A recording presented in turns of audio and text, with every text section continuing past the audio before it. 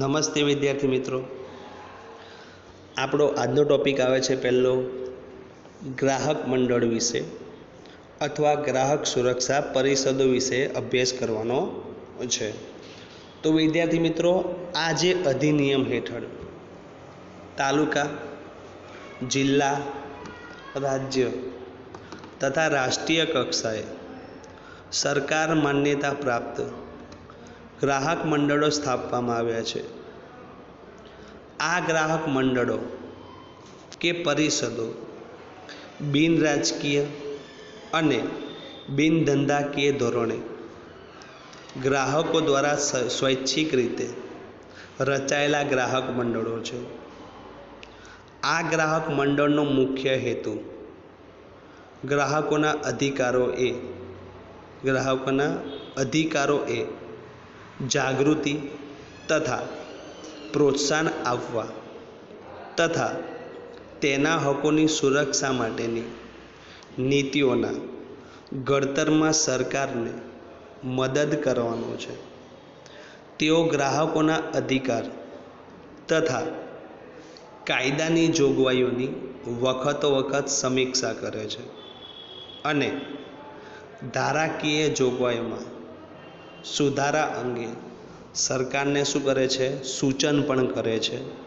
આ ઉપરાંત આ જે ગ્રાહક મંડળો છે એ ગ્રાહક જાગૃતિ ઝુંબેશ રૂપે ગ્રાહક શિક્ષણ આપે છે.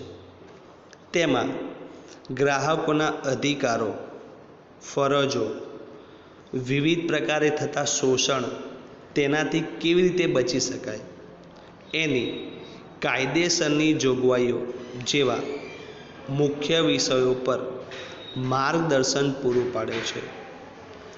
આ ગ્રાહક મંડળો કે સંગઠનો દ્વારા ગ્રાહક સુરક્ષા ઇનસાઇટ, ધી કન્ઝ્યુમર, ગ્રાહક મંચ જેવા માસિક, દ્વિમાસિક મેગેઝિનો કે સામયિકો પ્રકાશિત કરીને ગ્રાહક જાગૃતિ ફેલાવવાનું કાર્ય કરી રહ્યા છે અને ગ્રાહકની ફરિયાદોનું જે નિવારણ કહેવાય છે એ લાવવામાં શું કરે છે?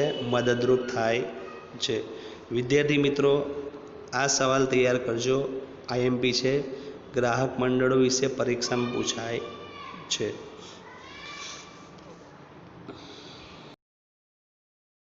નવો ટોપિક આવે છે જાહેર વિતરણ પ્રણાલી વિશે વાત કરીશું.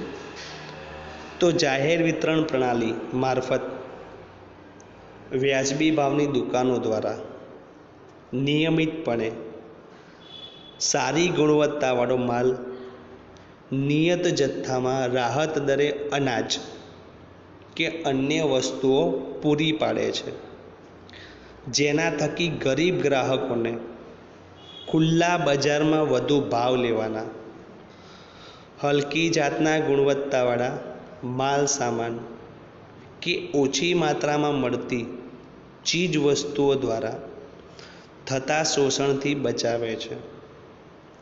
વેપારીની ભ્રષ્ટ જે રીત રસમો સામે જાહેર વિતરણ જે પ્રણાલી કહેવાય છે એના દ્વારા ભાવ જે કહેવાય છે એ અંકુશમાં રહે છે. નવો ટોપિક આવે છે તોલમાપ અને ચીજ વસ્તુની શુદ્ધતાને પ્રમાણિત કરતું તંત્ર. તો ગ્રાહકો અને સલામતીના રક્ષણ જે કહેવાય છે, ગ્રાહકોના સલામતી રક્ષણ અર્થે સરકારે કેટલીક કાયદાધીન સંસ્થાઓની સ્થાપના કરી છે. સરકારે કેટલીક કાયદાકીય જે સંસ્થાઓ છે એની સ્થાપના કરી છે, જે ઉત્પાદકો દ્વારા તૈયાર થયેલ જે પણ માલ સામાન, વસ્તુની ગુણવત્તા અને તેની શુદ્ધતા ચકાસણી કરીને તેને પ્રમાણિત કરવાનું કાર્ય કરે છે. ભારત સરકારે ગુણવત્તાનું નિયમન કરવા માટે ઈસવીસન 1947માં ISI Indian standard institute, Indian standard institute જે કહેવાય છે ISI નામની સંસ્થા સ્થાપી હતી, જે પાછળથી ઈસવીસન 1986માં બ્યુરો ઓફ ઇન્ડિયન સ્ટાન્ડર્ડ્સના નામે ઓળખાય છે, જે યોગ્ય ગુણવત્તા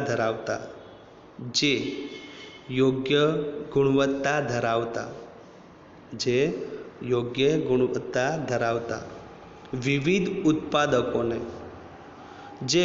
ઉત્પાદકો છે એને ISI જે માર્કો છે એ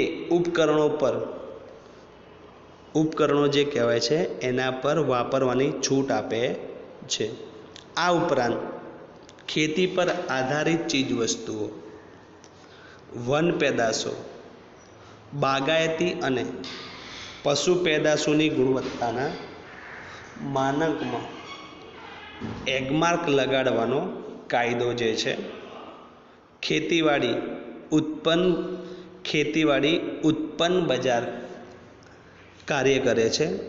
અને આ કાયદો જે કહેવાય છે એ ઈસવીસન 1937માં તો ભારત સરકારના ડિપાર્ટમેન્ટ ઓફ માર્કેટિંગ ઇન્ટેલિજન્સ નામની સંસ્થા દ્વારા એગમાર્ક વાપરવાનો પરવાનગી આપવામાં આવી છે. અને જો ગ્રાહકોને આ માર્કા સંબંધિત શંકા જાગે તો તે BISના નજીકના કોઈ પણ પ્રાદેશિક કાર્યાલયમાં ફરિયાદ કરી શકે છે. આ ઉપરાંત સોનામાં દાગીનાની ખરીદી વખતે પણ BIS જે માર્કો છે એની સાથે સોનાની શુદ્ધતાનો નંબર 916, એટલે વિદ્યાર્થી મિત્રો જે 916 છે એ 22 કેરેટનું શુદ્ધ સોનું મળે છે. એ 22 કેરેટનું જે શુદ્ધ સોનું દર્શાવતો માર્કો છે. સાથે સાથે આપણે હોલમાર્ક છે એ કેન્દ્રનો જે લોગો છે જે તે વર્ષમાં હોલમાર્કિંગ થયું હોય તો તે વર્ષનું ચિહ્ન જોવાનું હોય છે. દાખલા તરીકે જે એટલે 2008 ઉપરાંત જે પણ જ્વેલરી બનાવનાર અને વિક્રેતાનો લોગો એ શુદ્ધતા કહેવાય છે, શુદ્ધતા અને સોનાના દાગીનાની ખરીદતી વખતે ધ્યાનમાં લેવાના ચિહ્નો ગુણવત્તાની શું આપે છે? ગેરંટી આપે છે. આ ઉપરાંત FPO ફૂડ પ્રોડક્ટ ઓર્ડર કહેવાય છે અને ફૂડ પ્રોડક્ટ ઓર્ડર તો એનો જે માર્કો હશે એ જામ, ફ્રૂટ, જ્યુસ જે કહેવાય છે જ્યુસ હશે.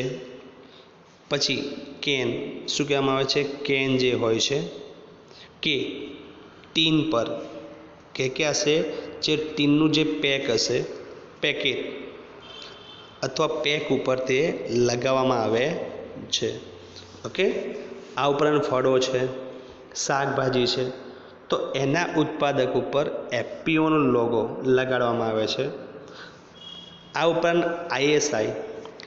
ISI જે કહેવાય છે એ મોટા ભાગે ટેક્સટાઇલ, કેમિકલ, જંતુનાશકો, રબર, પ્લાસ્ટિકની બનાવટો, સિમેન્ટની ધાતુઓ, ઇલેક્ટ્રોનિક ઉપકરણો પર આ માર્કો BIS દ્વારા લગાવવામાં અપાય છે. આ ઉપરાંત જે વૂલ માર્ક કહેવાય છે, શું કહેવાય છે? Wool mark. તો વિદ્યાર્થી મિત્રો આ વૂલ માર્કનો જે લોગો હશે એ ઊનની બનાવટો પોશાકને આપવામાં આવે છે. ત્યારબાદ MPO, તો MPO શું છે? મીટ પ્રોસેસિંગ ઓપ્ટિમાઇઝર છે. ઓપ્ટિમાઇઝર એટલે કે આ લોગો ઉપર માર્યો હશે જે માંસ, મટનની પેદાશો અને તેમાંથી બનેલ બનાવટોને અપાય છે. ત્યારબાદ HACCP જેને કહેવાય hazard analysis and critical control point. ફરીથી સાંભળજો, hazard analysis and critical control point. આ માર્કો જે છે, આ માર્કા પ્રક્રિયા દ્વારા તૈયાર કરેલ જે પણ ખોરાકો છે એના ઉત્પાદનોને બીઆઈએસ દ્વારા માન્યતા અપાય છે. ત્યારબાદ ECO. તો વિદ્યાર્થી મિત્રો, આ જે ECOનો જે માર્કો છે એ સાબુ, ડિટર્જન્ટ, કાગળ, લુબ્રિકેટિંગ ઓઇલ એન્ડ પેકેજિંગ, રંગ રસાયણો, પાવડર કોટિંગ, બેટરી, સૌંદર્ય પ્રસાધનો, લાકડાને બદલે વપરાતી વસ્તુઓ, ચામડાની અને પ્લાસ્ટિકની બનાવટો દ્વારા તેને માન્યતા અપાય છે. પહેલાં આ માન્યતા ISI આપતું હતું, પછી એનું નામ બદલીને કરવામાં આવ્યું BIS, જે માન્યતા આપે છે. તો વિદ્યાર્થી મિત્રો, આ આપણે વાત કરી તોલમાપ અને ચીજ વસ્તુની શુદ્ધતાને પ્રમાણિત કરતું તંત્ર વિશે. આગળનો નવો ટોપિક આવે છે આંતરરાષ્ટ્રીય કક્ષાએ સંસ્થાઓ. તો આંતરરાષ્ટ્રીય કક્ષાએ બે આંતરરાષ્ટ્રીય સંસ્થાઓ છે, ઓકે,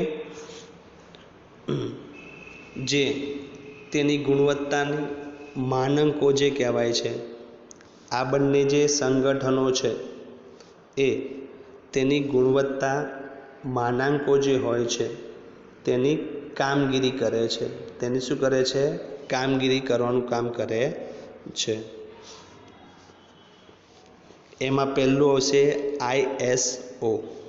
તો ISOનું પૂરું નામ છે ઇન્ટરનેશનલ સ્ટાન્ડર્ડાઇઝેશન ઓર્ગેનાઇઝેશન. ISOનું મુખ્ય મથક છે જીનીવામાં આવ્યું છે. ક્યાં આવ્યું છે? જીનીવામાં આવેલું છે. જેનું કાર્ય શું હોય છે? તો સાહેબ, આ સંસ્થાનું કાર્ય શું હોય છે? તો આ સંસ્થા જે કહેવાય છે એ આંતરરાષ્ટ્રીય સમજૂતી, શું કહેવાય છે? આંતરરાષ્ટ્રીય સમજૂતી, એટલે કે ISO 9000 આંતરરાષ્ટ્રીય ગુણવત્તાનું પ્રમાણપત્ર ઉત્પાદન એકમોને તથા સંસ્થાઓને આપવામાં આવે છે, કે જે સંસ્થાઓ ગુણવત્તાનું પ્રમાણપત્ર આપવાનું કામ કરે છે. પણ કોને? તો ઉદ્યોગોને અને સંસ્થાઓને આપવામાં આવે છે. જ્યારે ISO 14000 જે કહેવાય છે, 14000 જે કહેવાય છે, એ પર્યાવરણની જે વ્યવસ્થા કહેવાય છે, પર્યાવરણ વ્યવસ્થા પદ્ધતિ માટે ઇન્ટરનેશનલ ઓર્ગેનાઇઝેશન દ્વારા આપવામાં આવે છે, જે ઉચ્ચ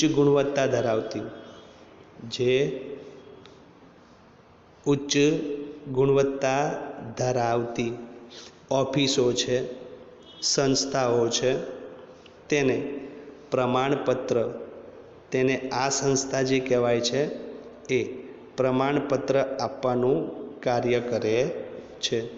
બીજી સંસ્થા આવે છે CAC, codex alimentarius commission. Codex alimentarius commission.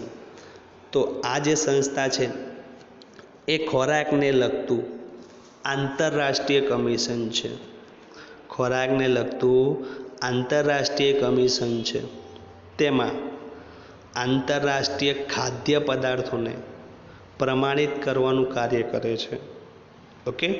અને આ કમિશનની સ્થાપના 1963માં ખાદ્ય તથા ખેતી સંગઠન, એટલે કે FAO ફૂડ એગ્રીકલ્ચર ઓર્ગેનાઇઝેશન કહેવાય છે, જેને ગુજરાતીમાં ખાદ્ય તથા ખેતી સંગઠન કહેવાય છે. અને બીજું નામ છે WHO, વર્લ્ડ હેલ્થ ઓર્ગેનાઇઝેશન, વિશ્વ આરોગ્ય સંસ્થા તેને ગુજરાતીમાં કહે છે.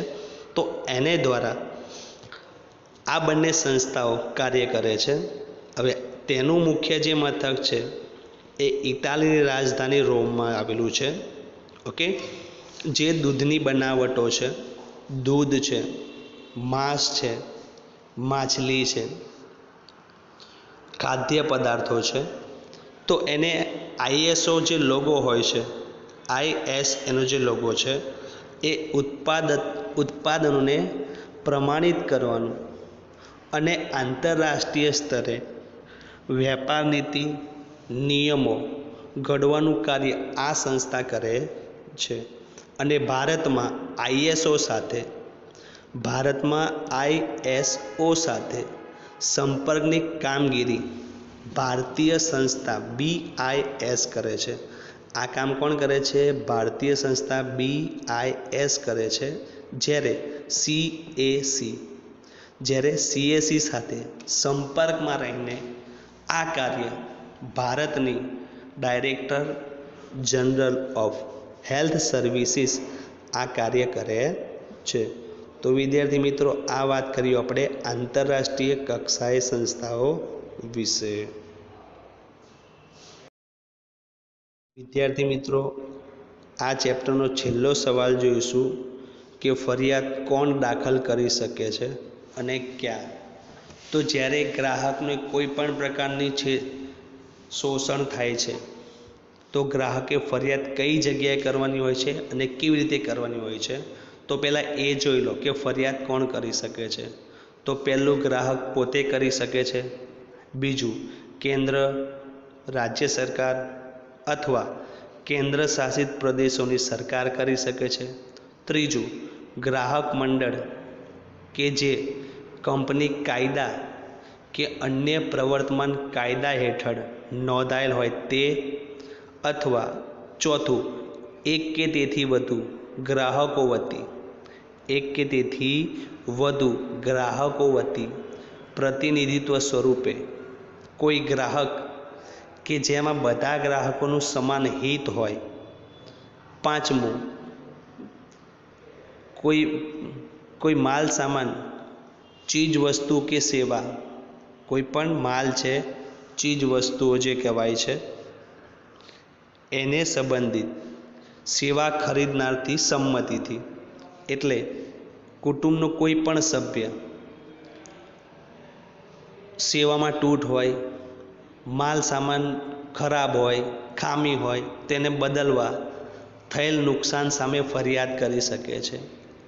જો ઉત્પાદક કે વિક્રેતા ગ્રાહકને સાચી, યોગ્ય અને સ્પષ્ટ ફરિયાદનું કોઈ નિરાકરણ માટે પહેલ ન બતાવે કે તૈયારી ન બતાવે, ત્યારે ભોગ બનનાર ગ્રાહક કે તેના કુટુંબના સભ્ય દ્વારા સ્થાનિક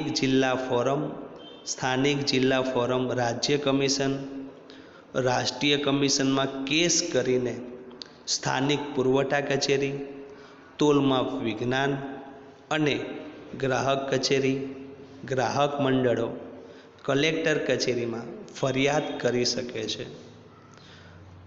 આ ઉપરાંત જ્યારે માલ કે સેવામાં તૂટી કે ખામી જણાય ત્યારે, અથવા કરાર હેઠળ કે કાયદા હેઠળ જેનું પાલન કરવું જરૂરી હોય તે કાર્ય કરવાની રીતમાં રહેલી અપૂર્ણતા કે ખામીને સેવામાં ઉણપ ગણાય.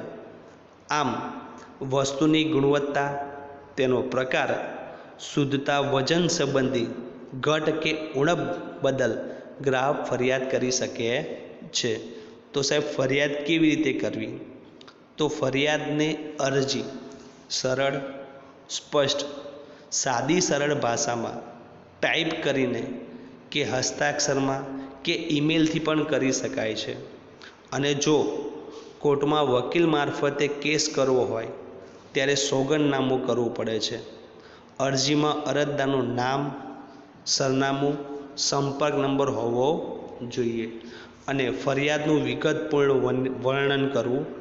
ફરિયાદ માટેના કયા કારણો છે એ સ્પષ્ટ લખવા અને આરોપ સંદર્ભે જે કોઈ આધાર, પુરાવા કે દસ્તાવેજો હોય તો તેની પ્રમાણિત નકલ જોડવાની હોય છે. અને ક્યારે પણ મૂળ પુરાવા એટલે કે ઓરિજિનલ જે પુરાવા છે એ મૂકવા નહીં. બિલની કાચી પાકી રસીદ જોડવી. જો પેમેન્ટ ચેકથી કર્યું હોય તો તેની વિગત લખવી. વિક્રેતાએ કરેલી શરતો, જાહેર ખબરની નકલ હોય, ગેરંટી કે વોરંટી કાર્ડ છે, કોઈ પેમ્પલેટ છે, પછી આ ઉપરાંત પ્રોસ્પિકટર્સની નકલ બીડવી જોડવી જોઈએ, અરજી સાથે માગેલા વળતરના દાવાની રકમ અનુસાર નિયમ મુજબ ફી ભરેથી જ જે તે ગ્રાહક ફોરમમાં ફરિયાદ દાખલ થઈ શકે છે. ગ્રાહક ફરિયાદ થવાનું જે કારણ છે એ ઉદ્ભવે તેના 2 વર્ષમાં ફરિયાદ દાખલ કરી શકે છે. અને કોઈ પણ ગ્રાહક સંબંધી ફરિયાદ કરવા કે કાયદા અંગે વિશેષ માહિતી મેળવવા કે માર્ગદર્શન માટે ગુજરાત રાજ્યની હેલ્પલાઇન ટોલ ફ્રી નંબર, રાષ્ટ્રીય કક્ષાએ હેલ્પલાઇન નંબર પણ આપેલો હોય છે, જેના ઉપરથી તમે માહિતી મેળવી શકો છો અને માર્ગદર્શન પણ લઈ શકો છો. તો વિદ્યાર્થી મિત્રો, આ ચેપ્ટર આપણું અહીં પૂર્ણ થાય છે. આ ચેપ્ટરમાંથી સ્વાધ્યાય લખવાનું નથી, ખાલી ટૂંકા પ્રશ્નો, વિકલ્પો હોય એ જ તમારે લખવાનું છે. જો વિડીયો ગમે તો લાઈક, શેર અને સબસ્ક્રાઈબ કરવાનું ભૂલશો નહીં. આવતી વખતે એક નવા એકમ સાથે મળીશું. ત્યાં સુધી જય હિન્દ, જય ભારત.